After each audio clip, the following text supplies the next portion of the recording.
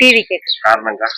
காரணம் என்ன, மாறி மாறி 2 ஆட்சியுமே நடந்துட்டு இருக்கிறதுனால புதுசா வரவங்களுக்கு ஒரு வாய்ப்பு கொடுக்கலாம். அவங்க என்ன செய்யறாங்கன்னு பாக்கலாம். நிறைய பிரச்சனைகள் இருக்கு பாருங்க, ரோட்டை பாருங்க எப்படி இருக்கு, சாக்கடை பாருங்க எப்படி இருக்கு.